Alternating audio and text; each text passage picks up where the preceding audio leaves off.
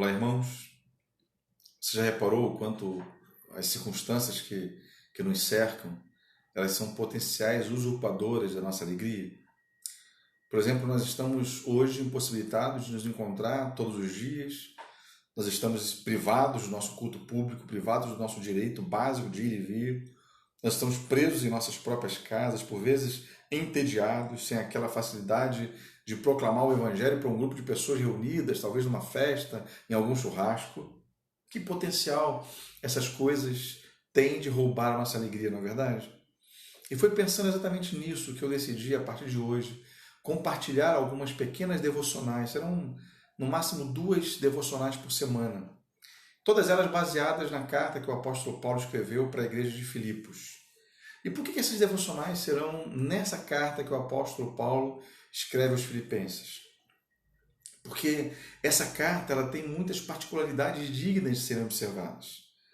Esse tom alegre da carta é uma delas, mas uma outra característica, uma outra particularidade é o fato de que essa carta ela revela também que nenhuma circunstância são capazes de frustrar os soberanos propósitos de Deus. Afinal de contas, você deve lembrar disso, o apóstolo Paulo estava preso, estava algemado em Roma, isolado, sem contato com as pessoas que ele amava, sem contato com a igreja de Cristo.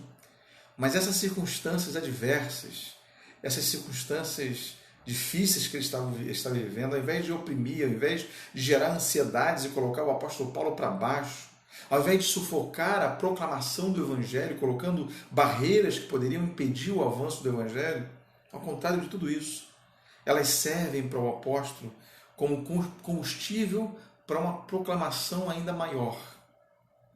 Essa carta vai começar assim, nós vamos nos deter apenas nesses versículos hoje. Filipenses capítulo 1, versos 1 e 2. O texto vai dizer: Paulo e Timóteo, servos de Cristo Jesus, a todos os santos em Cristo Jesus que estão em Filipos, com os bispos e diáconos, a vocês, graça e paz da parte de Deus, nosso Pai, e do Senhor Jesus Cristo.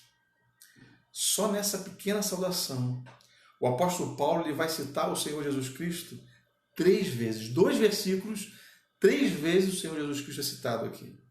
E ele se identifica como servo de Cristo Jesus, no primeiro momento. Depois ele identifica os destinatários da carta como sendo os santos em Cristo Jesus. Ele vai mencionar os diáconos e os presbíteros também, mas todos eles santos em Cristo Jesus.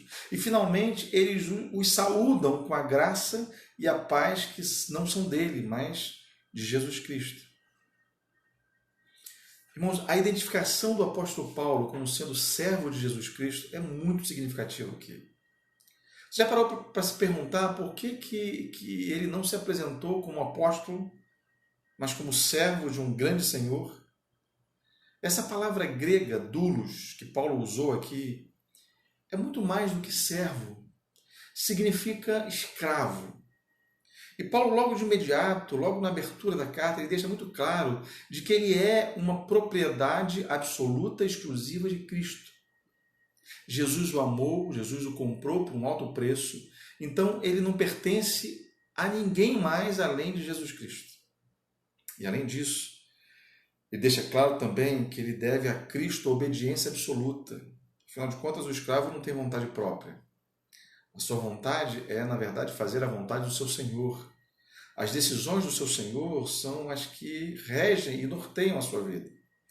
O seu projeto de vida é estar contente nele, independentemente de quaisquer circunstâncias.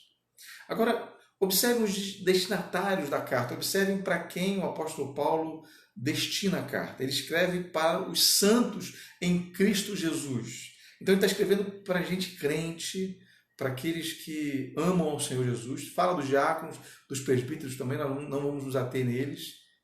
Mas o que essa saudação significa? A palavra grega usada por Paulo para santos é hagios. Essa era a palavra mais comum para designar um cristão no Novo Testamento. Ela aparece mais de 60 vezes só no Novo Testamento. E o equivalente dela no Antigo Testamento é kadosh, que aparece tantas outras vezes também. Essa palavra ela se refere a pessoas que são separadas de um mundo caído por e para Deus. As circunstâncias deste mundo não as afetam mais. Não da mesma maneira que afetam os cidadãos desse mundo caído. Afinal de contas, os santos, os rágios, têm uma outra cidadania, eles pertencem a um outro reino que é governado por um outro rei, Jesus Cristo. E finalmente, o servo de Cristo Jesus, Paulo, ele vai saudar os santos em Cristo Jesus com a graça e a paz que não vem dele, mas vem do Senhor Jesus Cristo. O que isso significa, irmãos? Significa que essa graça, na verdade, esse dom, esse presente imerecido de Deus, e essa paz que ele menciona, que não implica em ausência de dificuldades, mas uma paz que excede todo o entendimento, conforme o próprio apóstolo Paulo vai registrar mais à frente, no capítulo 4, versículo 7, elas são provenientes do Deus da paz, que também é descrito pelo próprio apóstolo Paulo no capítulo 4, versículo 9. Isso, irmãos, é fantástico. Paulo ele já vai construindo o seu argumento, o seu raciocínio, ele nos ensina logo no início dessa pequena carta, apenas com a sua saudação aos irmãos de Filipos, que em Cristo Jesus nós podemos ser encorajados, nós podemos encorajar uns aos outros, porque em Cristo Jesus há e em mais ninguém há recursos disponíveis e inesgotáveis para nós nos encorajarmos uns aos outros e podemos anunciar o que jamais é capaz de ficar preso, o Evangelho do nosso Senhor Jesus Cristo. Por quê? Porque é Ele quem nos dá graça. Essa graça que tem a ver com esse favor imerecido, que tem a ver com esse poder que vem de Deus, e paz também suficiente para essa proclamação. O que isso significa para nós hoje? Significa, irmãos, que as circunstâncias às quais nós estamos submetidas, elas não têm poder de roubar, elas não têm poder de minar a nossa alegria. Isso porque a nossa alegria, ela tem a sua origem no Deus que está acima de quaisquer circunstâncias. Ela é proveniente de Jesus Cristo, nosso Senhor.